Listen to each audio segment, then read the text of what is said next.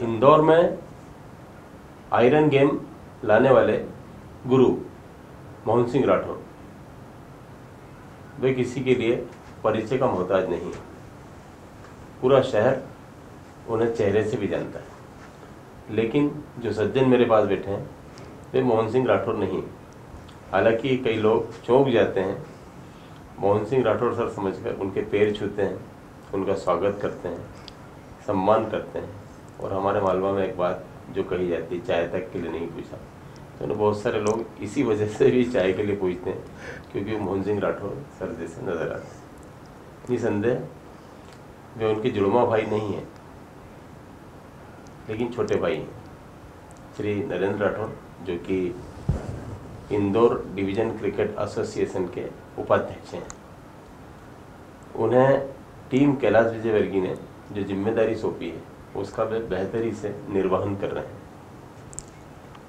इंदौर में एक समय था जब बी ग्रेड की 16 टीमें नहीं हो पाती थी, लेकिन नरेंद्र राठौर सर ने अब ऐसी व्यवस्था की है कि बी ग्रेड क्रिकेट में टीमों की संख्या बढ़ गई है।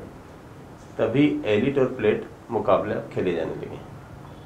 जिस तरह से भारतीय क्रिकेट कंट्रोल बोर्ड ने महिला क्रिकेट को अपने में समायोजित किया है, मर्ज किया है, उसके बाद इंदौर जैसे शहर में भी सैकड़ों लड़कियां इस खेल को नियमित खेल रही हैं। उसके विकास की जिम्मेदारी भी नरेंद्र राठौर सर को दी गई है। ग्लोबल हेराल्ड टीवी में सर मैं आपका स्वागत करता हूँ। धन्यवाद सर। सबसे पहले ये बताइए सर कि बी ग्रेड क्रिकेट जी हाँ, इस सीजन में जी कितनी टीमें खेली और कितने मैचेस हुए? इस सीज़न में मेरे पास 75 टीम्स थी। तो मैंने जो पुरानी टीमें थी उसको 32 का एक ग्रुप बनाया, उसको मैंने बी ग्रेड एलिट नाम दिया, और रिमेनिंग जो 45 थी उनको मैंने प्लेट ग्रुप दिया, बी ग्रेड प्लेट। और अभी लगभग 9 टूर्नामेंट हो चुके हैं, और मुझे एक्सपेक्टेशन है कि इस साल के अंत तक, मतलब जून जब तक बारिश नहीं आती, जब तक हमारे पास करीब 18 टूर्नामेंट्स हो जाएंगे और 350 से 400 मैचेस हो जाएंगे। जैसे एलिट है, एलिट में तो 16 टीमें आपने निर्धारित कर दी। 32 टीम्स से, क्षमा करना, एलिट में 32 टीमें ली जी हाँ, 45 टीमें प्लेट में है। जी हाँ। कैसे संभव है कि एक टूर्नामेंट में 45 टीमों को एंट्री मिल जाती है? एक्चुअली होता है क्या है कि जैसे एलिट ग्रुप में तो करीब करीब 30 टीमें खेलती हैगी, और प्लेट ग्रुप में रोटेशन पद्धति से खेलते हैं वो लोग। कभी बहुत से के पास प्लेयर्स नहीं होते, तो करीब करीब 32 टीमें तो हर टूर्नामेंट में खेलती है उसमें भी। और बहुत से पास जैसे एग्ज़ाम चल रही तो प्लेयर्स नहीं इकट्ठे होते, तो वो नहीं खेलते। इस बार अगर वो टीम नहीं खेली तो नेक्स्ट टूर्नामेंट में टीम खेल लेती हैगी। जैसे रणजी ट्रॉफी में एलिट से कई टीमें अगले साल के लिए क्वालिफाई कर जाती हैं। जी, प्लेट में भी ऐसी व्यवस्था है कि चैंपियन टीम अगले साल क्वालिफाई कर जाती है। तो आपके यहाँ पर बी ग्रेड में कैसे टीम प्रमोट होती है? एक्चुअल में जी हाँ, प्लेट से एलिट में जो टॉप 4 करेगी, 2 साल में जो टीमें टॉप 4 में आएगी वो ऊपर जाएगी, और जो एलिट ग्रुप की जो लोएस्ट टीम रहेगी वो 4 नीचे आएंगी।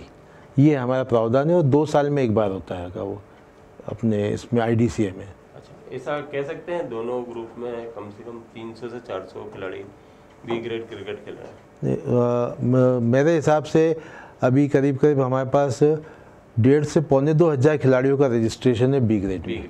जी हाँ। एक खिलाड़ी से कितनी फीस दी जाती है? इसमें जैसे अगर टाइम में आते हैं तो 500 रुपीज़ पर ईयर है उनकी फ़ीस, और अगर लेट आते हैं तो 1000 रुपीज़ पर ईयर फीस है उनकी। आपके कार्यकाल में कितना रेवेन्यू जनरेट हुआ इससे? सर ये तो क्या है कि फाइनेंशियल बात है। वैसे करीब करीब सर पर ईयर मेरे यहाँ से 20 से 21 लाख रुपया पर ईयर रेवेन्यू जनरेट होता है सर। एक जिस दौर में मैं खेलता था, आप खेलते थे, आप तो उसके भी पहले खेले, जी 90 के दशक में हम खेलते थे, तो जिस क्लब को ए ग्रेड दिया जाता था उसके पास बी ग्रेड नहीं होता था, सी ग्रेड होता जी था। जिस क्लब के पास बी होता था उसको सी दे दिया जाता था। जी हाँ। तो ऐसी व्यवस्था है कि जिन क्लबों के पास ए ग्रेड है, like CCI, MYCC, Indore courts, जी हाँ, खनुजा क्रिकेट क्लब, जी मकन केसरी क्रिकेट जी हाँ, इंदौर स्पोर्ट्स, इनके पास ए ग्रेड है, इनके पास बी ग्रेड की टीमें भी। जी हाँ। ए ग्रेड वालों की जो क्लब्स है, उनकी जो बी ग्रेड की टीम से उन्होंने थोड़ा सा नाम चेंज करके खेलते हैं वो लोग। जैसे आप देख लीजिए CCI तो CCI टाइटन्स के नाम से खेलता हैगा, माँ कनकेश्वरी 78 स्पोर्ट्स के नाम से खेलता हैगा, और इस प्रकार की जो स्टार है तो MYC से टाइटन के नाम से खेलती है कि इस प्रकार टीमों का नाम चेंज करके वो खेल रहे हैं बी और सी में। इंदौर में होलकर स्टेडियम बन जाने के बाद जी हाँ, मैदानों की नितांत कमी हो गई है। जी हाँ, लेकिन इसके बाद भी जैसे हम बात कर रहे हैं कि 32 टीमें उसमें खेलती हैं और 32 ही उसी में खेलती हैं, जी हाँ। तो इनके मैच कहाँ संयोजित होते हैं? एक्चुअल में क्या है कि मैं 2 साल से मैं ग्राउंड सर्च कर रहा था, थोड़ा सा मैं ग्रामीण क्षेत्र में भी गया और वहाँ पे मैंने उन जो क्रिकेट खेलते थे और क्लब ऑर्गेनाइज करते थे उन लोगों से मैंने बात करी, तो बोले सर हमें थोड़ी सी सुविधा का अभाव है, अगर IDC हमें थोड़ा सा हेल्प करेगा तो हम ग्राउंड मेंटेन कर सकते हैं।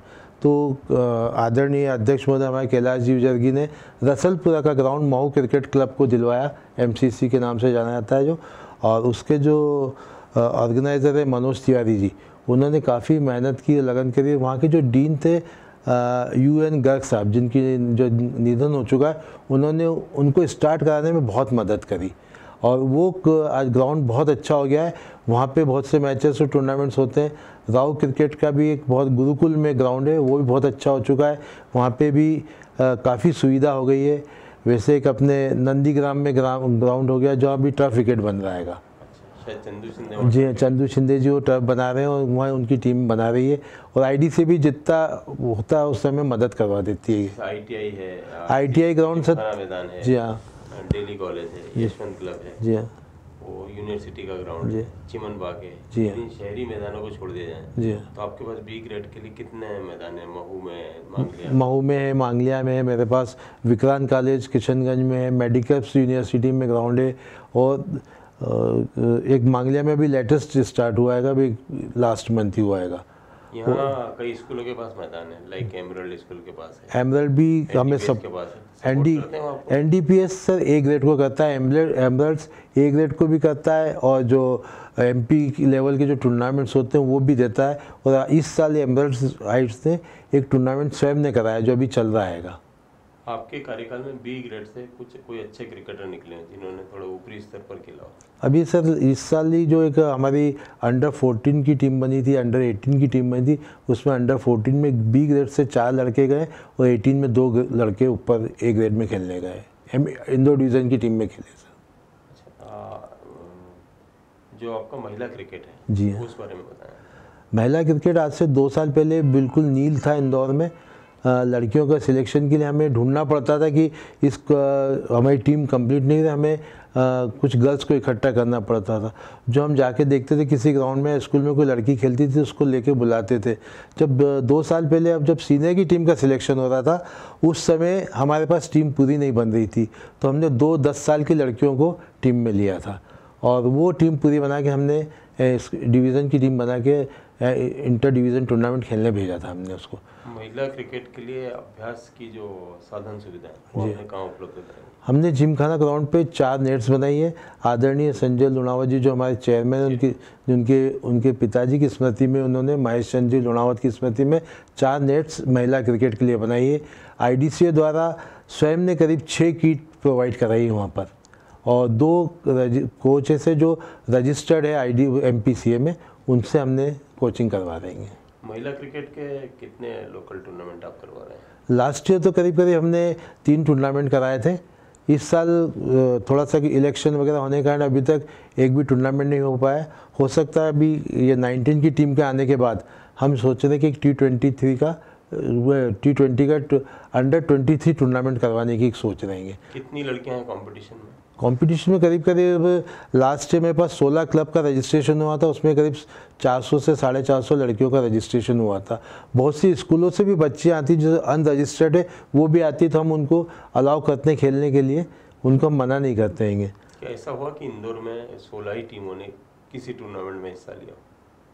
मतलब मैं महिलाओं की? जी हाँ, 16 टीमें किसी टूर्नामेंट में खेली एक साथ? नहीं, गत वर्ष अंडर 16 में 10 टीमें खेली थी सर, अंडर 16। जी हाँ, क्योंकि उसमें से 4 या 5 क्लब जो टीमें थी, क्लब्स थे वो स्कूल्स के थे, उस टाइम एग्ज़ाम चल रही थी, तो इसके कारण वो नहीं खेल पाए। क्या महिला टीम की कोचिंग के लिए महिला कोच नियुक्त किया गया? जी हाँ, महिला कोच 2 नियुक्त किए गए, एक श्वेता कुशवाहा और एक हेमलता गोड़, जो एक मानद रूप से कार्य करते हैं या IDCA इनको कुछ वेतन देता है? IDCA पेमेंट देता है इन लोगों को। जैसे कि पुरुष क्रिकेट में आपने रजिस्ट्रेशन अनिवार्य कर रखा है, जी हाँ, जिसकी फीस समय पर कराने और 500 रुपये। जी हाँ। और महिला क्रिकेट में भी ये बात लागू है? महिला क्रिकेट में लागू है, बाकी जैसे क्लब रजिस्ट्रेशन कराते हैं तो उसका सिर्फ 1 रुपया है और प्लेयर्स रजिस्ट्रेशन का कोई भी पैसा नहीं लिया जाता है। आदरणीय कैलाश जी की इच्छा है कि लड़कियों से कोई भी पैसा नहीं लिया जाए और उनको निःशुल्क यहाँ पे क्रिकेट सिखाया जाए। अच्छा, जैसे कि भारत में आज भी विपन्नता कई परिवारों पर हावी है। जी, ऐसी लड़कियां जो खेलना चाहती हैं, मैदान में आती हैं, उनको आप लोग ड्रेस हुआ, शू हुआ, किट हुआ प्रोवाइड करवाते हैं?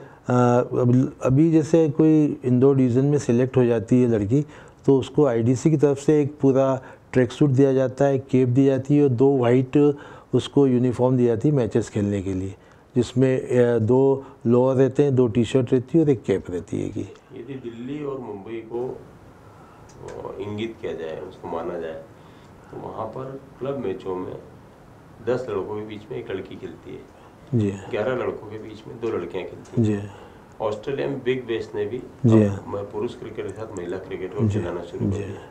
क्या आईडीसी में इस तरह की नीति अपनाई गई या अपनाई जाने की संभावना है? आईडीसी में इस अभी मैनेजिंग कमेटी में पास करा था कि जैसे हमारे अंडर 16 की महिला टीम जाती है तो वैसे अंडर 13 या 14 की पुरुष टीम के साथ खेला जाए।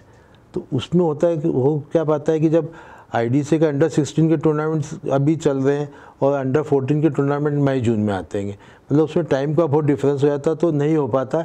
बाकी अभी भी बहुत से क्लब जैसे देव्स क्रिकेट एकेडमी है, RBCF है, Laxman Singh gold cricket club है, MYCC है, इन सब क्लब्स में जाके लड़कियां भी प्रैक्टिस करती है। कि आप उपाध्यक्ष के पहले मैनेजिंग कमेटी में रहे थे? जी हाँ। उसके पहले जो आपकी भूमिका थी वो कैसी रही?